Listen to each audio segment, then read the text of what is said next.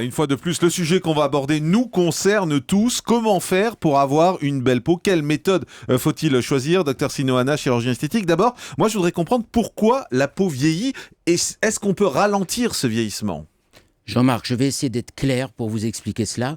Donc, pour pouvoir comprendre ce qu'est le vieillissement et quels sont les moyens de le ralentir, quelques minutes pour Allez-y. vous expliquer ce qu'est la peau. La peau, c'est 16% du poids de notre organisme et ça permet de faire les échanges avec tout l'extérieur. La peau, c'est 70% d'eau, c'est 27% de protéines et, c'est important, 2% de matière grasse. Lorsque l'on découpe la peau, on constate qu'il y a 3 couches, l'épiderme, le derme que tout le monde connaît et l'hypoderme. Ce qui est très important de savoir, que c'est le derme contient des fibroblastes, ce sont des cellules qui fabriquent du collagène. Tout le monde a entendu parler de ce mot collagène. Et le collagène est indispensable à l'élasticité des cellules.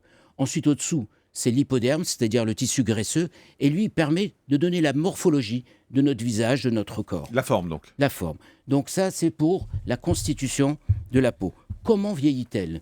La peau vieillit de façon naturelle. Il faut comprendre que ce n'est pas anormal de vieillir. Elle vieillit parce que les cellules se renouvellent tous les 28 jours, mais lorsque c'est anormal et en vieillissant, eh bien, au lieu de se renouveler tous les 28 jours, elles vont commencer par se renouveler tous les 30 jours, puis davantage, et ça va entraîner donc un aspect terne et une perte d'élasticité de la peau.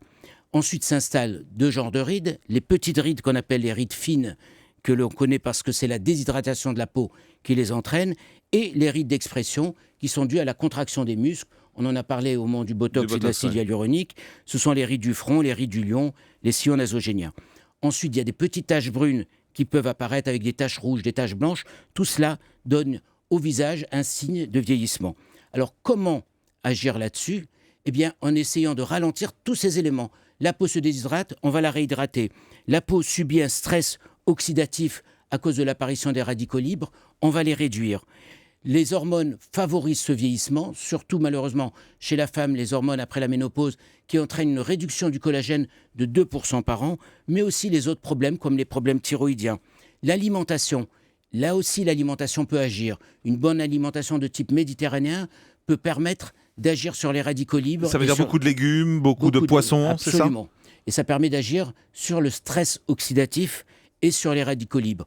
Les autres choses, tout le monde le sait, je vais contrarier les tabagiques, c'est la fumée du tabac qui est très nocive pour l'acide hyaluronique de la peau, c'est le soleil. Là, je le répéterai plusieurs fois, parce que plutôt que de prendre des mesures d'alimentation et autres, il faut se protéger du soleil. Le soleil, c'est très mauvais pour la peau, ça fait vieillir la peau. On n'arrête pas de le dire, mais c'est vrai, vraiment. Très mauvais. C'est visible. Ça entraîne des mutations au sein des cellules, et les cellules ne peuvent plus se renouveler, ça les fragilise complètement, la peau perd toute son élasticité. Mais même si on va au soleil avec des crèmes de protection, etc. Alors justement, il faudra des crèmes de protection et insister, le faire très tôt chez les enfants, parce que sinon ils auront un vieillissement prématuré plus tard.